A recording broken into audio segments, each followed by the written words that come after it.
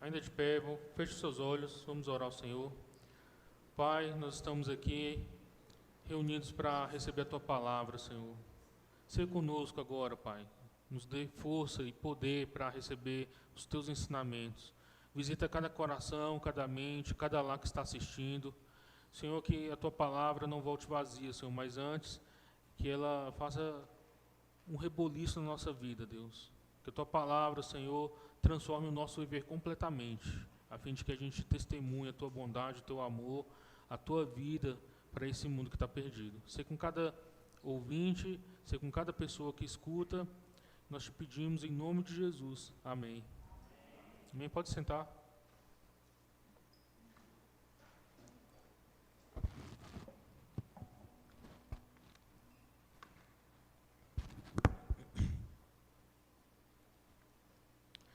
Bom, esse é o 5º domingo da Quaresma.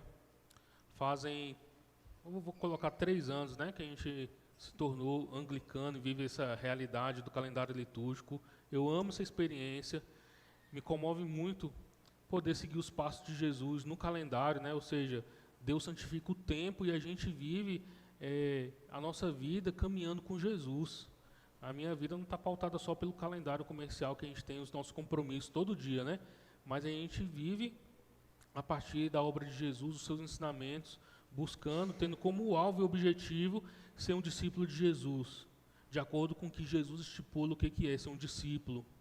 E é muito importante, eu não sei como que vocês têm vivido essa realidade, quem segue a Quaresma aí, faz algum tipo de jejum, ou tem meditado nas leituras, os devocionais que a gente tem proposto.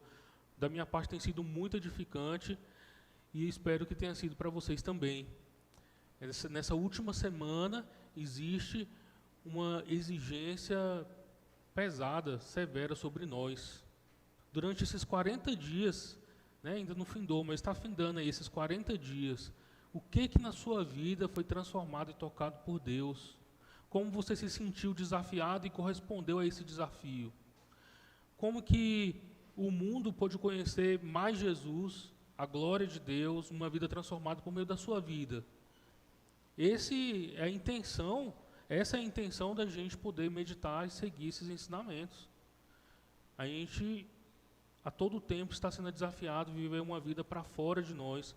Viver uma vida como discípulo de Jesus é abrir mão de viver uma vida em si mesmada. Vai na contramão do que tudo que o mundo hoje oferece para a gente, como sucesso pessoal, saúde emocional, né?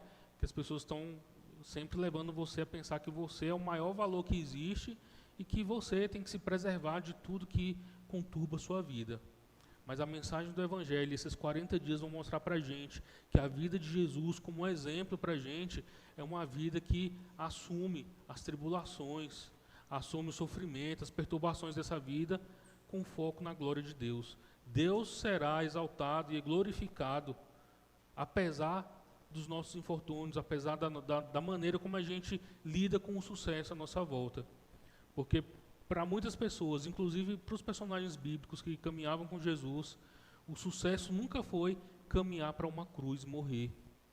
Nunca foi ser traído pelos seus melhores amigos, seus seguidores.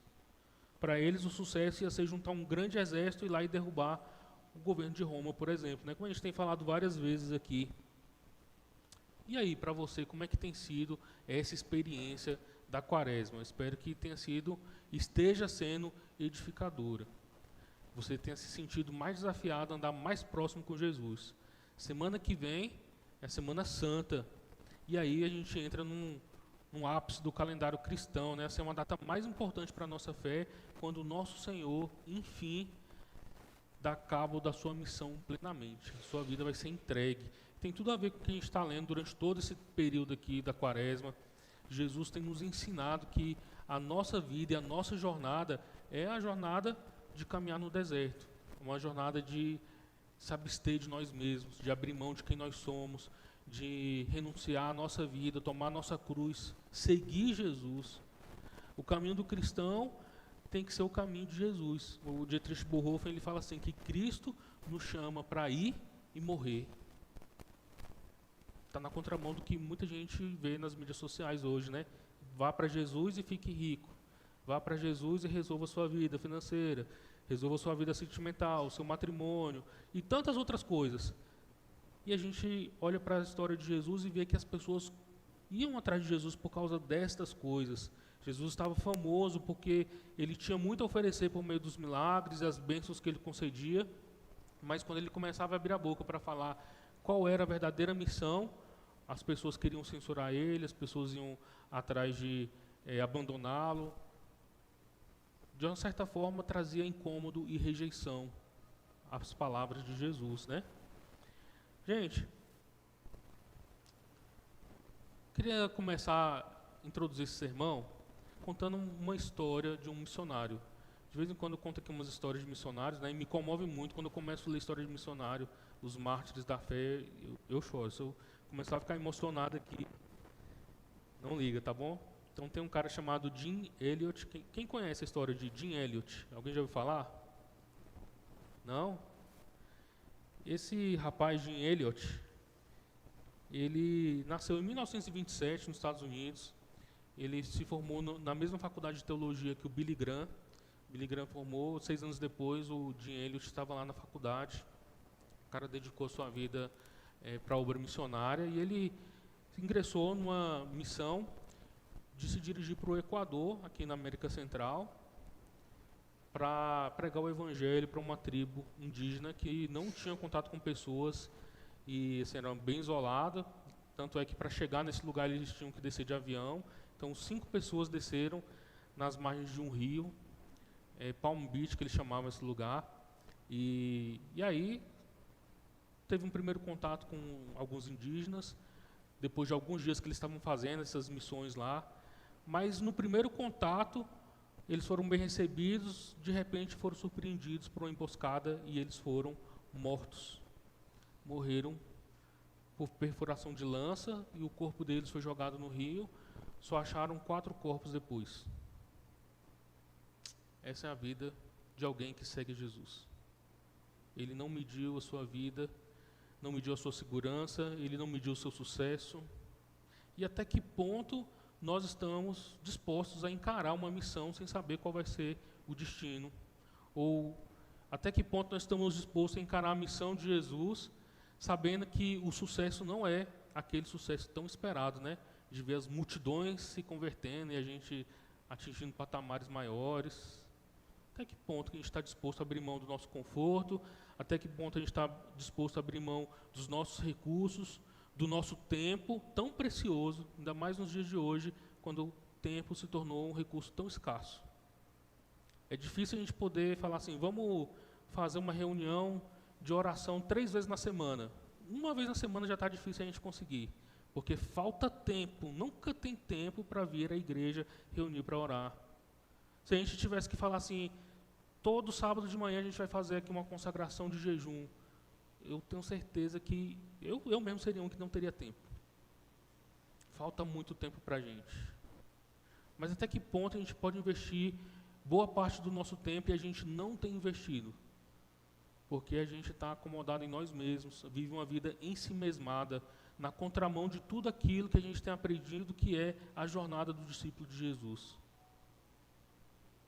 Quando Jesus fala essas palavras aqui que a gente leu hoje no Evangelho, a gente vê um Senhor, um Mestre, desafiando os seus discípulos a entender qual é o cerne da missão, que não é viver para si, e nem usar Deus para atingir as suas expectativas, os seus objetivos, e sim dedicar toda a sua vida, ofertar tudo que nós somos para que Deus seja glorificado, mesmo que isso exija a nossa morte, mesmo que isso vá custar todos os nossos recursos, todos os nossos bens, toda a nossa projeção de sucesso pessoal, profissional, familiar. Eu já contei uma vez aqui a história de um missionário que era rico e ficou pobre, vocês lembram disso? Charles Studd, que era um filho de um grande esportista, né? Recebeu uma herança e simplesmente doou tudo para missões, foi viver uma vida financeiramente miserável na África, mas próspera e rica da graça de Deus, com tantos testemunhos. Está vendo esses assentos vazios aqui, gente? Está vendo esses espaços que poderia caber mais pessoas e mais cadeiras? é uma responsabilidade minha, de vocês, de cada um de nós. Dedicar o nosso tempo, dedicar a nossa vida, dedicar tudo que nós somos para que mais pessoas conheçam o Senhor e venham adorar o Senhor junto conosco aqui. Não para ter números, né, ou arrecadação de dinheiro, mas a gente vê uma árvore frutífera, frondosa, e fica feliz com isso. Quanto mais a obra de Deus, que é comparada a uma árvore assim, né, que cresce. Jesus, na mensagem de hoje, falou sobre que um grão de trigo, ele não tem o potencial em si mesmo. Ele não tem o propósito só em ser trigo por si só, mas ele tem um potencial de morrer e gerar muito mais vidas. As criancinhas na escola, né, tem aquele exercício de pegar um feijãozinho, botar no algodão, molhar, né? Outro dia eu peguei uns milho de pipoca lá, peguei e botei lá no meu jardim, porque o broto de milho é bom para os cachorros, né? Então botei lá para ver se os cachorros iam comer. Eles não comeram, virou um pé de milho dentro do meu apartamento, gente. E colhi lá uns milho lá, não serviu para nada, ficou pequenininho assim.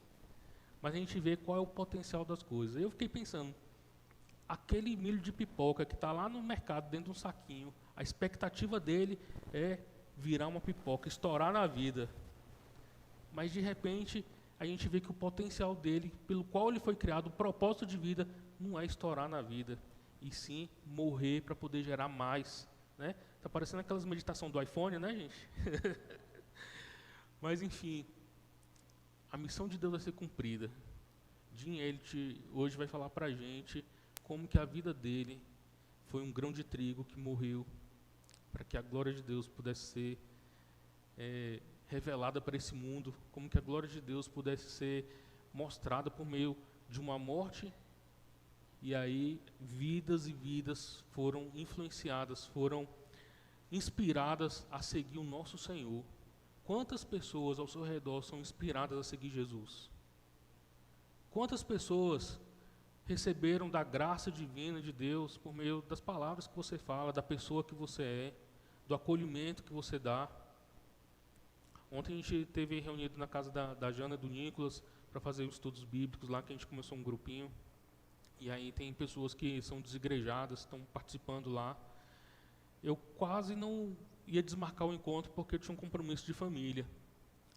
E aí eu, não, vou manter o compromisso. E aí as pessoas foram. E ele não sabia que eu ia desmarcar, né? Nem a Jana, se não falei exatamente que ia desmarcar. E ele falou para mim, ele falou lá na mesa para a gente assim, ó, aqui é a minha igreja. Pode você cumprir, todas as vezes que a gente marcar, você cumpra, porque aqui é a minha igreja. Já pensou que a casa de vocês pode ser um lugar, uma agência do reino? O sofá de vocês ser um púlpito? E quanto tempo você está perdendo com outras coisas, com diversão, com descanso, deixando de fazer do seu lar uma agência do reino de Deus, deixando de povoar os céus, deixando de resgatar as almas que estão nas trevas. A caminhada de Jesus na quaresma que a gente chegou até aqui é mostrada que a todo tempo Jesus, nas leituras que a gente fez aqui, está falando assim, não tá na hora. Jesus expulsa um demônio, o demônio começa a falar, eu sei quem você é o santo de Deus, cala a boca e sai. Porque Jesus não queria que esse segredo, o segredo messiânico que a gente falou, fosse revelado. A gente viu também alguns milagres, as pessoas são curadas por Jesus, e Jesus fala assim, não conta nada para ninguém. Não está na hora. Só que o texto de hoje, a ênfase é, chegou a hora do Filho do Homem. E o que levou Jesus a falar, chegou a hora de o Filho do Homem ser glorificado? Essa referência da hora, a gente está lendo o Evangelho de João hoje, embora o calendário do ano B, que é o ano que a gente está, medita no livro de Marcos, né? Mas o primeiro milagre de Jesus, no livro de João, são as bodas de Caná, o primeiro milagre numa festa de casamento, né? Isso é uma história do meu casamento também muito legal, que eu fui falar para minha tia que no meu casamento eu não ia fazer festa. Aí ela falou assim, então nem me convida, porque o primeiro milagre de Jesus foi numa festa de casamento. Aí eu, caramba, aí fiz a festa por causa disso. Mas o primeiro milagre de Jesus, a mãe dele chegou e falou assim, acabou o vinho. Ele, e aí, o que eu tenho contigo? Não é chegada a minha hora. A todo tempo a gente está vendo Jesus falando, não chegou a hora, mas agora chegou. E por que Jesus falou, chegou a hora do Filho do Homem ser glorificado? O que soou no ouvido daqueles ouvintes ali, escutar, chegou a hora. A expectativa deles era uma expectativa X, e Jesus está falando de Y. Vai acontecer um grande rebuliço nessa última semana, porque Jesus já está em Jerusalém. Esse episódio aqui acontece logo depois que Jesus ressuscita Lázaro. Depois que Jesus ressuscita Lázaro, as pessoas começam a segui-lo, e os líderes ali dos judeus começam a tramar a morte de Jesus, inclusive queriam matar Lázaro, para que essa história da vida de Jesus não fosse tão chamativa assim. E eles lançam até uma ironia no versículo 19, que é um versículo anterior da leitura de hoje. Fala assim: o que a gente pode fazer se o mundo começou a segui-lo? E engraçado que quando o mundo começa a seguir Jesus, Jesus falou: agora chegou a hora. E o que quer dizer tudo isso? Apesar da ironia, João vai lembrar a gente que o mundo representa o sistema que se opõe a Jesus. Esse sistema que quer se aproveitar das benesses de Jesus, quer tudo que Jesus pode oferecer, mas que não quer se entregar ao que Jesus ordena para a vida de um discípulo. O mundo que segue Jesus é o mundo que está procurando as bênçãos de Jesus. Nessa última semana, Jesus entra no domingo de Ramos, vai ser o próximo domingo, sendo aclamado Rei de Jerusalém. Mas na sexta-feira, o mundo está crucificando a Jesus, porque a mensagem de Jesus é uma mensagem que não tem nada a ver com o que o mundo espera, nem com o que o mundo oferece. Essa mensagem alcança a gente hoje para nos confrontar do que nós estamos realmente esperando como discípulos de Jesus. Será que nós estamos nos comportando como o mundo? De querer as bênçãos do Senhor, mas não querer se comprometer com o Senhor das bênçãos? O sacrifício que Jesus exige da nossa vida, na nossa jornada. Jesus deixa muito claro para os discípulos, e a gente sabe, os discípulos ainda não estão entendendo. Na última semana, eles ainda não estão entendendo o que Jesus está falando. E Jesus vai deixando algumas pistas aí, né? Chegou a hora porque o mundo começou a seguir Jesus. Pode ser essa multidão, pode ser esse sistema que se opõe a Jesus, mas também pode ser como as nações serão atraídas para Jesus, como tem na leitura de hoje também. E a gente viu que dois gregos, duas pessoas que não fazem parte daquela sociedade de judeus, são gentios, estão em Jerusalém, chegam para os discípulos: a gente quer ver Jesus. E como será que a gente é procurado pelas pessoas que querem ver Jesus? Será que a gente tem sido essa fonte onde Jesus é encontrado? Como discípulo de Jesus, as pessoas procuram você para orar por elas, para receber uma palavra de consolo, uma palavra bíblica, uma meditação, para conhecer Jesus. Nessa jornada da quaresma, gente, se você não entendeu ainda, a sua vida ela é inteiramente exigida por Deus para ser o instrumento da obra salvadora dele nesse mundo. Os problemas que a gente vê nesse mundo, as guerras, a violência, a fome, as políticas corruptas, tudo isso tem que ganhar um fim na sua vida. É na vida do discípulo de Jesus que o reino dos céus e a vida futura ela é revelada. E se você ainda não compreendeu, como esses discípulos não compreenderam, abra o seu coração, abra sua mente para entender qual é a verdadeira missão, o sentido da vida, o propósito de todo cristão discípulo de Jesus. Não tem como a gente querer viver uma vida eterna, procurando viver a nossa vida, antecipar o que Deus tem preparado na eternidade nessa vida. Antecipação das coisas de Deus, no fim é uma usurpação da autoridade e do poder de Deus. A gente se comporta como o sistema do mundo que quer usurpar o governo de Deus, usurpar o poder de Deus só para as nossas benesses. E existem várias maneiras da gente ter esse tipo de atitude. A hora é chegada, chegou a hora do Filho do Homem ser glorificado. A hora chegou porque a oposição a Jesus chega ao seu desfecho final, inevitável.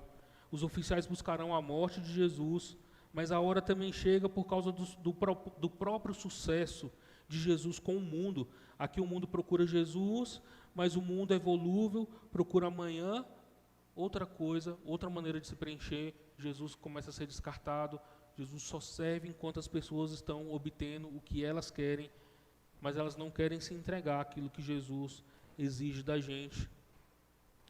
O mundo finalmente não é capaz de acreditar que Jesus é Deus e de segui-lo.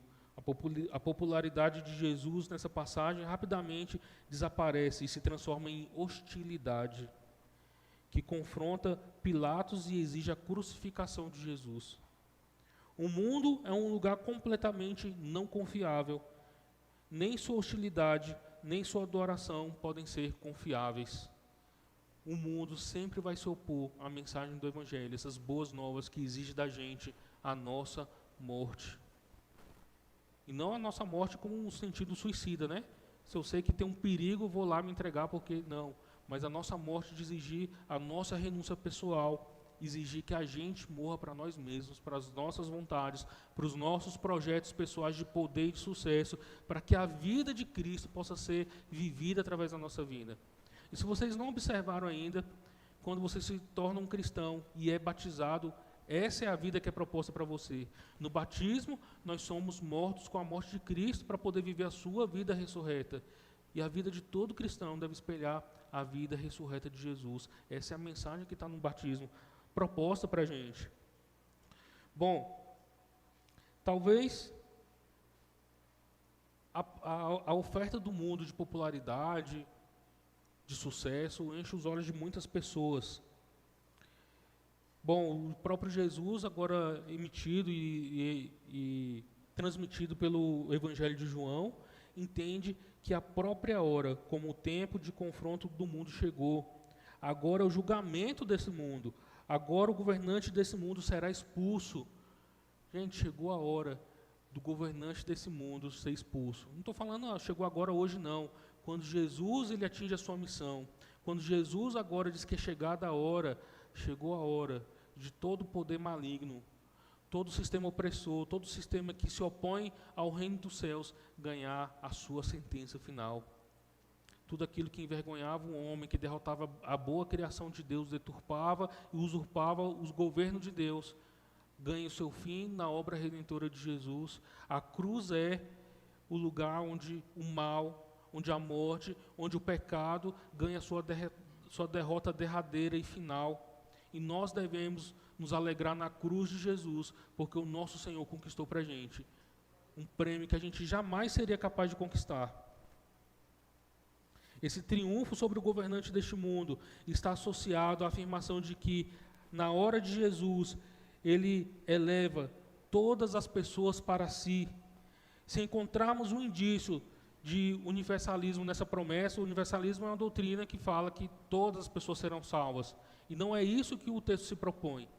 Quando Jesus fala que ele vai atrair todas as pessoas para si, ele não está dizendo que todas as pessoas do mundo serão salvas.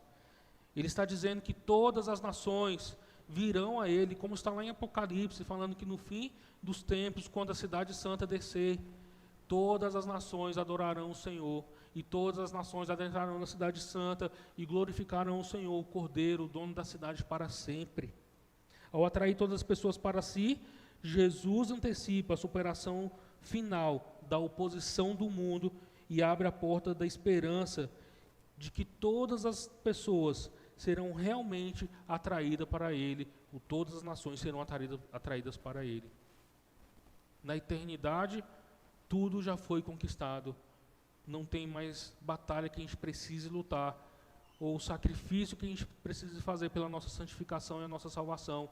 Jesus dá o golpe final na morte. Recentemente a editora, se não me engano, a Fiel, lançou um livro, A Morte da Morte na Morte de Jesus. Muito interessante a gente entender isso, porque a morte é aquilo que envergonha a criação de Deus. A morte leva a nossa dignidade, a morte leva nossos sonhos, leva os nossos projetos, leva essa comunhão maravilhosa que nós temos com os outros, leva a nossa humanidade, e Jesus põe fim nisso tudo com a sua morte. A hora de Jesus chegou. A hora de Jesus não pertence somente a Jesus, nem seu significado é capturado pelas implicações salvíficas de atrair todas as pessoas para si mesmo. Em vez disso, a atitude de Jesus em relação à sua morte torna-se um modelo para todos os crentes. A hora chegou, Jesus está atraindo as pessoas, não para que elas sejam livres do inferno somente, mas para que todas as pessoas, ao receber Jesus, possam viver a vida de Jesus. possam nessa vida caminhar para o rumo de que Jesus determinou para nós. Carregar a sua cruz, viver para fora de si, estar livre dessa escravidão do autogoverno, da escravidão de servirmos a nós mesmos, da escravidão do tempo, que não sobra tempo para nada, da escravidão de viver para o nosso próprio sucesso, para os nossos próprios projetos e viver a realidade dos céus, onde Deus é glorificado. Jesus não propõe uma negação absoluta da bondade da vida. Não é isso que o Evangelho propõe para a gente. Ao propor uma vida que recebe o sofrimento como parte da obra de Deus, está implícito que esse sofrimento inevitável da vida, você tem que lidar com coisas que você não pode superar, faz parte do que Deus está promovendo de redentor nesse mundo para a nossa vida. Abrir mão de quem nós somos, abrir mão do que nós temos, isso é muito doloroso, isso traz sofrimento. O ser humano é um ser que em si mesmo ele é egoísta, ele busca sempre os seus próprios privilégios, ele vai buscar sempre os próprios desejos, as próprias conquistas. Sem Deus ele busca isso a qualquer custo, mas com Deus ele entrega para o Senhor e sabe que quando Deus está tirando do nosso caminho, Ele tem propósitos. Que quando Deus está exigindo um sacrifício da nossa vida, Ele está fazendo a gente enriquecer pessoalmente, espiritualmente, piedosamente, tornando a gente mais santos, mais parecidos com Jesus. A gente também fica relacionado com a própria morte de Jesus, no entendimento de que a vida não pode ser acumulada, a nossa vida não pode ser uma vida de acúmulo para nós mesmos, para viver para dentro de si. Gente, toda a mensagem de Jesus é uma mensagem de que Jesus toma a gente pela mão, oferece para a gente graciosamente uma vida dos céus, mas exige toda a nossa vida para Ele. Jesus é o Senhor e Ele não negocia senhorio. Ou Ele é de fato o Senhor da nossa vida inteiramente, completamente, ou esse Senhor Ele não aceita. Somente aqueles preparados para desistir de tudo podem receber o dom da vida eterna, tanto agora quanto no futuro. Se você é um cristão verdadeiramente, se sente vocacionado para viver uma vida eterna com o Senhor, essa vida tem que começar agora e começa abrindo mão dessa vida miserável, falida, sofrida que a gente tem hoje. Uma vida em que as pessoas, olha aí o mundo aí afora, as mídias sociais, os programas de televisão, quanto mais sucesso as pessoas procuram, mais fracassadas elas são emocionalmente. Quanto mais sucesso e mais dinheiro elas procuram, mais miseráveis elas são pessoalmente em relação às outras pessoas. Mais o mundo é empobrecido quando as pessoas são mais ricas. Mais o mundo é violento quando as pessoas buscam mais a sua segurança. Vocês viram essa semana um rapaz que subiu no muro para ver o que acontecia no seu vizinho que escutou lá os tiros. Ele foi olhar o que estava acontecendo e levou um tiro no rosto. O seu vizinho do lado que atirou falou que estava preocupado porque agiu em legítima defesa porque viu alguém subindo no muro. Que sucesso pessoal é esse? Que segurança pessoal é essa? Como que a nossa vida tem refletido algo para fora de nós, os valores do reino, como a gente tem vivido a nossa vida em si mesmada. Se a gente não consegue viver uma vida para fora de si, em sacrifício, em abnegação, talvez você ainda não entendeu o valor dos céus que você está perdendo. Jim Elliot, ele tem uma frase célebre, muito falada no mundo dos missionários, e ele diz assim, ó, não é tolo aquele que abre mão daquilo que não pode reter, para ganhar aquilo que não pode perder. Jim Elliot entregou sua vida pela causa missionária. A gente pode pensar, acabou tudo, né? Uma família ficou órfã de pai não, né? Perdeu seu pai, a viúva estava lá. A cunhada também, uma outra senhora que também era esposa de um dos missionários. Mas elas continuaram a missão, gente. Essas viúvas se empenharam e continuaram no processo de evangelização daquela tribo. É a tribo do povo, deixa eu ver aqui o nome, esqueci agora. Huaurani, no Equador. Eles continuaram, essas pessoas foram alcançadas pelo Evangelho. As tribos se converteu e as outras tribos em volta delas também se converteu. Jim Elliot foi uma pessoa que viveu como um trigo. A sua vida foi perdida para que outros pudessem ser salvos. Quer escutar mais ainda sobre esse testemunho missionário? Sabe quem foi que batizou a filha de Jim Elliot? Um dos índios que assassinou o pai dela.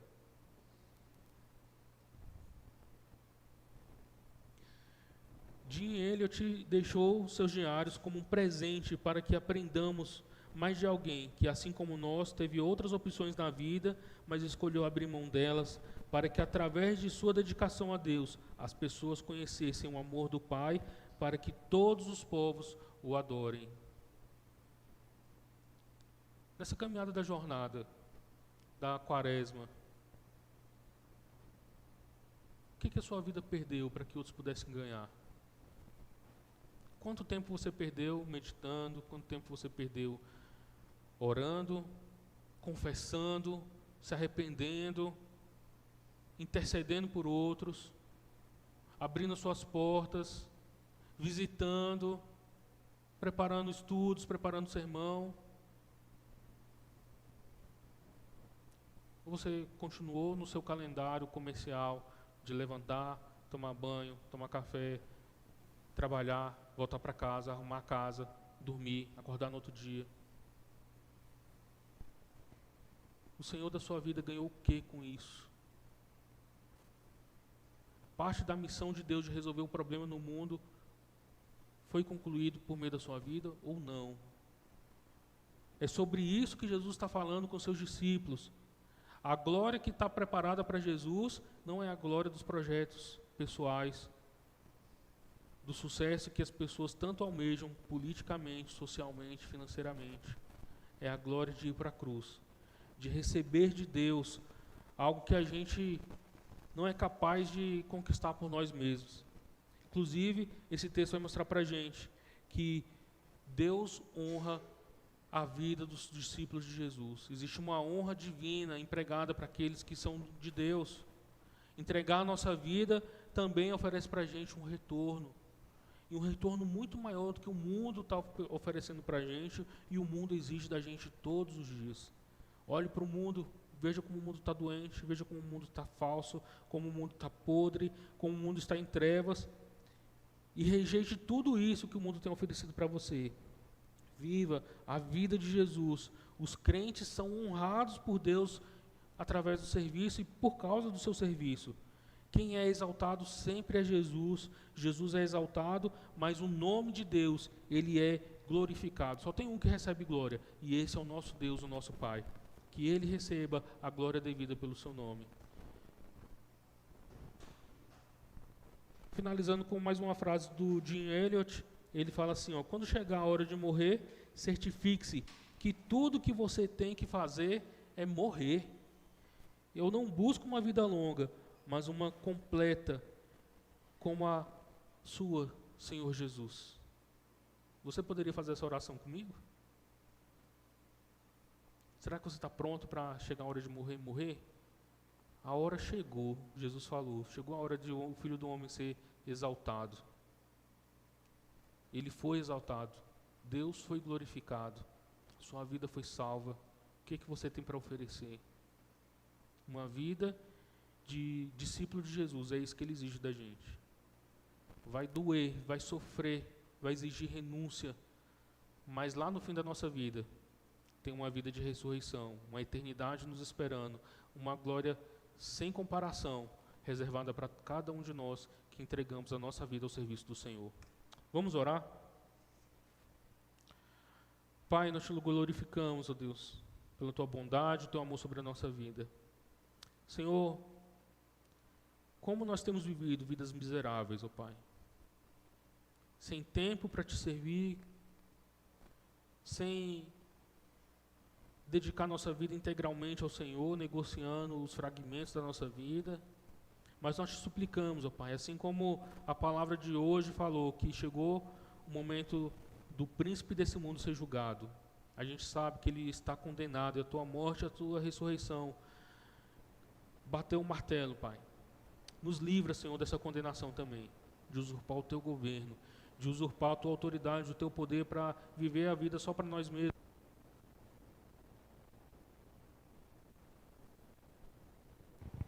precisamos do Senhor, precisamos do Teu poder para viver a vida de discípulos do Senhor, Pai. Essa vida que é uma vida de abnegação, de sacrifícios, uma vida de enfrentar perigos, de enfrentar um mundo que se opõe ao Senhor.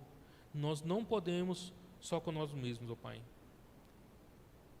Mas, Senhor, o Senhor se revela a nós como sendo esse Deus salvador, como sendo esse Deus maravilhoso, amoroso, que demonstrou na cruz do Calvário a expressão máxima do que é amor, Pai. E nós só podemos conhecer o amor porque o Senhor se entregou por nós. Faz da nossa vida um exemplo dessa bondade, desse amor, Deus. Nós te pedimos e suplicamos, ó Pai amado, que onde nós havemos falhado, ó Deus, em viver uma vida para fora de nós, expressando o Teu reino, o Teu amor, o Senhor transforme tudo isso, Pai, para que seja a expressão da honra e glória do Teu santo nome. Se conosco, Senhor, nos perdoe e nos ajude. Assim nós suplicamos em nome de Jesus. Amém.